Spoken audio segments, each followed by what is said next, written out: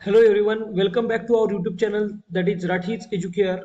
सो आज हम कवर करने वाले हैं mitosis and meiosis state board का 10th, that is life process in living organisms का जो आपका टॉपिक है mitosis and meiosis state board 10th Maharashtra board. Okay ना। So before going ahead please आप मेरे लेक्चर्स को, मेरे चैनल को सब्सक्राइब कीजिए so that you will be getting a regular lecture updates from me. Okay, तो बच्चा लोग सबसे पहले यहाँ पे व्हाट यू कैन फाइंड, एक क्वेश्चन है जो 9th स्टैंडर्ड का यहाँ पे आप पूछा गया है। This is a chromosome. Obviously आपने पता कर लिया ये क्रोमोजोम है। क्रोमोजोम के कुछ पॉइंट्स है, 2 मार्क्स के लिए क्वेश्चन आता है, इसके हमें फिल करना है। तो this is your P arm and this one is your Q arm and this is your DNA। This is सबसे इंपॉर्टेंट, ये अपने को इंपॉर्टेंट है, that is centromere. Centromere is one important thing for you. तो centromere क्या होता है बेटा, ये जो बीच वाला पॉइंट है इसको सेंट्रोमियर बोलते हैं। The other thing is for homework, P arm Q arm क्या होता है एंड डीएनए क्या होता है। ऑब्वियसली डीएनए क्या है, ये जो थ्रेड लाइक स्ट्रक्चर है इस डीएनए को बोला जाएगा इसको। Now this thread like structure is condensed. तो सबसे इंपॉर्टेंट वर्ड यहाँ पे है कंडेंसेशन। कंडेंस होगा, क्या कंडेंस होगा, ये थ्रेड लाइक स्ट्रक्चर जिसे हम क्या कहते हैं, इस थ्रेड लाइक स्ट्रक्चर को हम क्रोमैटिन फाइबर बोलते हैं, राइट। तो क्रोमैटिन फाइबर जब कंडेंस होता है तो क्रोमोसोम बनता है। ये पॉइंट आप मेरा पॉज करके लिख के ले लो। क्रोमैटिन फाइबर कंडेंस होके या जेनेटिक मटेरियल कंडेंस होके क्रोमोसोम बनेगा। बेसिकली क्रोमोसोम जहाँ न्यूक्लियस के अंदर ना ऐसा ऐसा ऐसा ऐसा ऐसा रहता है, बेसिकली ये it is not condensed form, it will be condensed at the time of cell division.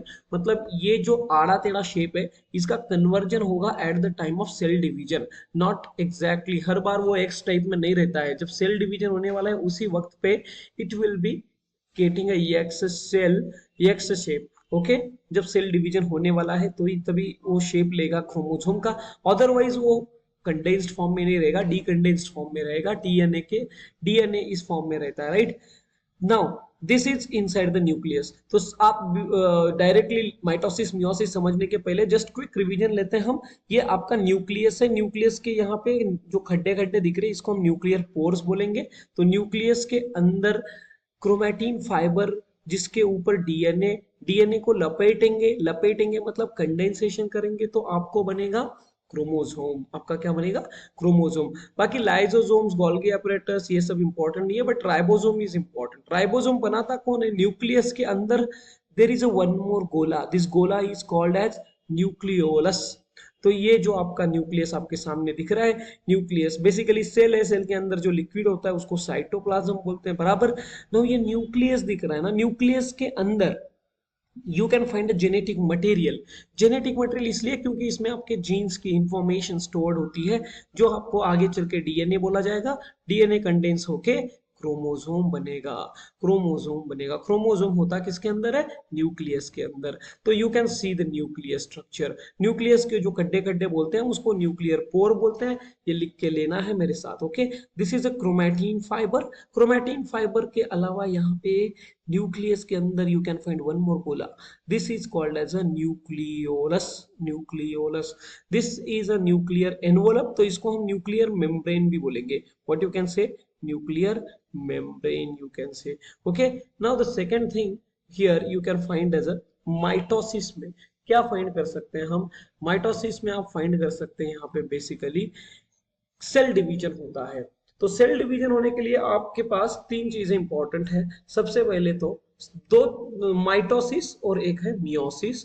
And mitosis meiosis में आपके जो पार्ट्स है उसे हम आज सिर्फ माइटोसिस पढ़ने वाले हैं, राइट। तो माइटोसिस के जो होता है माइटोसिस वो सोमैटिक सेल और स्टेम सेल में होता है। माइटोसिस को is going to occurs in a somatic cell and stem cell, where as a meiosis occurs in a germ cell. ये मैंने बार बार बताया है ना। What is mean by germ cells, तो जो रिप्रोडक्टिव सेल्स बनाता है वो जर्म सेल कहलाएगा, राइट। एंड बाकी कोई भी सेल ले लो उसको सोमैटिक सेल बोला जाएगा, सोमैटिक सेल।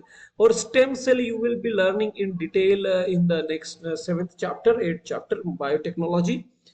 तो स्टेम सेल का ज्यादा इंपॉर्टेंस यहाँ पे है जो आप 8th चैप्टर में पढ़ोगे बायोटेक्नोलॉजी में।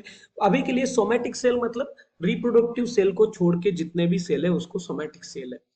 ये बेसिक हो गया आपका माइटोसिस का। देखो सेल डिवीजन होना है मतलब सेल के अंदर सबसे मेन है न्यूक्लियस, न्यूक्लियस को डिवाइड करना है और साइटोप्लाज्म को भी डिवाइड करना है। साइटोप्लाज्म आई होप सबको पता है, ये साइटोप्लाज्म है, इसका डिवीजन करना है, और ये न्यूक्लियस है, ये गोला है, इसका भी डिवीजन करना है। तो दो चीजों का जो डिवीजन करना है वहां पे आपको उसके लिए स्टेप बाय स्टेप जाना होगा ऑब्वियसली। तो सोमैटिक सेल का डिवीजन इज अ माइटोसिस। इसमें दो चीजों का डिवीजन होगा, अभी अभी मैंने बोला सर साइटोप्लाज्म का एक डिवीजन होगा, वेरी गुड। तो एंड साइटोप्लाज्म के डिवीजन और nuclear division, this nuclear division is called as a karyokinesis and cytoplasmic division is called as a cytokinesis. तो mitosis is going to occur in a two steps, cytokinesis, karyokinesis. What is cytokinesis? Cytokinesis is the cytoplasm का division, karyokinesis is a nuclear division. देखो इस cell को तोड़ना है तो सबसे पहले न्यूक्लियस को तोड़ना पड़ेगा, तो न्यूक्लियस को तोड़ना है, न्यूक्लियस को डिवीजन करना है, उसको हमने बोला है न्यूक्लियर डिवीजन। तो karyokinesis, nuclear division is a karyokinesis and cytoplasmic division is called as a cytokinesis. I hope it is clear to you. Let's move ahead with the next. तो सबसे इंपॉर्टेंट है यहाँ पे nuclear division, that is karyokinesis. तो karyokinesis is going to occur, that is prophase, metaphase, anaphase and telophase. तो before moving ahead just आपको mitosis में बताता हूँ, दो स्टेप में होने वाला है obviously, karyokinesis, karyokinesis and second one is a cytoplasmic division, that is cytokinesis, karyokinesis and cytokinesis. Karyokinesis आपके तीन स्टेप्स में होने वाला है, फटाफट लिख के ले लो, चार स्टेप्स में, that is pro, meta, ana, telo, PMAT, प्रधानमंत्री आवास, ये टी आप भी बोल दो आपके हिसाब से। P stands for pro phase, meta phase, WhatsApp, Facebook, Twitter, इन सब का, ट्विटर का तो नहीं सॉरी, व्हाट्सअप, फेसबुक, इंस्टा का जो है मेटा होता है ना, meta phase, pro phase, meta phase, ana phase and telo. Last में टेलीफोन लगाता है टेलोफेज, तो पहले है प्रोफेज। प्रोफेज बेसिकली आपको न्यूक्लियस को डिवाइड करना है। तो न्यूक्लियस के अंदर क्या होता है बच्चा लोग, न्यूक्लियस के अंदर ये आपका सेल है ना। प्रोफेज में क्या होता है हम देखते हैं, इसके अंदर न्यूक्लियस है, आई होप सबको पता है, मैंने बोला था न्यूक्लियस के अंदर जो भी जेनेटिक मटेरियल है it is not in a condensed form, it is just like thread, है ना। तो यहाँ पे जो भी थ्रेड है वो क्या करने वाला है, जो थ्रेड लाइक स्ट्रक्चर है वो कंडेंसेशन करेगा। तो सबसे पहले होगा कंडेंसेशन, किसका कंडेंसेशन, इसके अंदर के जेनेटिक मटेरियल का, thin like thread like structure. तो क्रोमोसोम्स बनना स्टार्ट करेंगे, और क्रोमोसोम्स क्या करेंगे, बनना स्टार्ट करेंगे तो वो आपने सिस्टर क्रोमेटिड के साथ दिखना स्टार्ट करेंगे, है ना, they appear along a sister chromatid. तो आप इतना ही बोलोगे, chromosome starts to condense, a thin thread like structure start to condense and they become a short and thick, appear with their sister chromatid. तो sister chromatid के साथ दिखना शुरू करेंगे वो, मतलब इस टाइप में था तो ये इस टाइप में आना स्टार्ट कर लेगा, ये आपका सेल है ना। तो सिस्टर क्रोमेटाइड के साथ क्रोमोसोम बनना स्टार्ट करेगा। वन मोर थिंग, आपको यहाँ पे सेंट्रियोल नाम का एक पॉइंट दिखेगा, ये रहा सेंट्रियोल जो न्यूक्लियस के बाहर है। तो ये सेंट्रियोल डुप्लीकेट होता है, डुप्लीकेट करके दो पोल्स पे चला जाता है, तो डुप्लीकेट हो जाएगा सेंट्रियोल। सेंट्रियोल डुप्लीकेट होगा मतलब ये जो परपेंडिकुलर शेप होता है, ये जो सेल का कंपोनेंट है, ऑर्गेनल है, ये डुप्लीकेट हो जाएगा। तो सबसे पहले वर्ड आएगा condensation, the first very important word और here is a condensation. Condensation के बाद दूसरा वर्ड आएगा सेंट्रियोल डुप्लीकेट। तो एग्जाम में पूछेगा सेंट्रियोल डुप्लीकेट कहाँ होता है, प्रोफेज में। सेंट्रियोल डुप्लीकेट होके कहाँ जाएगा, ऑपोजिट पोल पे। और ये जो न्यूक्लियर मेम्ब्रेन है ना, ये डिसअपियर होना स्टार्ट करेगा धीरे धीरे धीरे, न्यूक्लियस के ऊपर का कवरिंग डिसअपियर होगा, और न्यूक्लियस के अंदर और एक गोला होता है, इसको क्या बोलते हैं बच्चे लोग, न्यूक्लियोलस, न्यूक्लियोलस also disappear। तो यहाँ पे तीन चीजें होती है, I am repeating again and again so that आपको और क्लियरिटी मिलेगा। First one is a condensation होगा, दूसरा सेंट्रियोल डुप्लीकेट होगा, तीसरा न्यूक्लियर मेम्ब्रेन डिसअपियर होगा। इतना याद कर लेने का, बस बात खत्म। और पॉइंट में यही तीन पॉइंट्स लिख लेने का है, ठीक है, पूरा पैराग्राफ नहीं लिखना है। Now I hope it is clear to you. Second is a metaphase. Metaphase में क्या होता है, जो भी आपका यहाँ पे न्यूक्लियर मेम्ब्रेन था वो कंप्लीटली डिसअपियर हो जाएगा, nuclear membrane completely disappear, nuclear membrane completely disappear हो जाएगा और ये जो सेंट्रियोल है एंड पे चले गए थे और आपके जो क्रोमोसोम्स है वो खुद को इक्वेटोरियल प्लेन पे इस तरीके से अरेंज कर लेंगे। तो दो चीजें होगी यहाँ पे, न्यूक्लियर मेम्ब्रेन और न्यूक्लियोलस कंप्लीटली डिसअपियर हो जाएंगे। क्रोमोसोम का बचा कुचा कंडेंसेशन कंडेंसेशन होता है ना, वो कंप्लीटली हो जाएगा और क्लियरली विजिबल हो जाएंगे, क्रोमोसोम्स क्लियरली विजिबल हो जाएंगे। सबसे पहले न्यूक्लियर मेम्ब्रेन डिसअपियर हो जाएगा, कंप्लीटली डिसअपियर हो जाएगा। ओके, सेकेंड थिंग, क्रोमोसोम पूरा कंप्लीटली सिस्टर क्रोमेटिड के साथ क्लियरली विजिबल हो जाएगा। Third is very important, they chromosomes are arrange themselves in equatorial plane, खुद को इक्वेटोरियल प्लेन पे अरेंज कर देंगे, सेंट्रल प्लेन पे खुद को अरेंज कर लेंगे एक दूसरे को पैरेलल लाइक दिस। ओके, तो क्रोमोसोम्स उनको खुद को अरेंज करेंगे इक्वेटोरियल प्लेन पे, तो इक्वेटोरियल प्लेन पे अरेंज करेंगे, this is a important point. और थर्ड वन, एक स्पेशल टाइप का फाइबर बनेगा, एक स्पेशल टाइप का फाइबर, ऑब्वियसली आपको पता है प्रोटीन फाइबर जिसको हम बोलते हैं स्पिंडल फाइबर। स्पिंडल फाइबर बनेंगे किसके बीच में बेटा, क्रोमोसोम और सेंट्रोमियर के बीच में क्या बनेंगे, स्पिंडल फाइबर बनेंगे। ये रहा सेंट्रोमियर, आपको पता है सेंट्रोमियर और ये सेंट्रियोल, इसको क्या बोलते हैं एवरीवन, सेंट्रियोल, जो खींचने का काम करने वाला है, this is a centriole, centromere and centromere of chromosome and centriole, centriole, centriole के बीच में और क्रोमोसोम के सेंट्रोमियर के बीच में क्या बनेंगे, ये धागे जो बनेंगे इसको स्पिंडल फाइबर बोलते हैं। इसका काम क्या है, जस्ट खींचना है, पुल करना है, ये इधर खींचेगा ये इधर खींचेगा, तभी तो ये आपके क्रोमोसोम सेपरेट हो जाएंगे।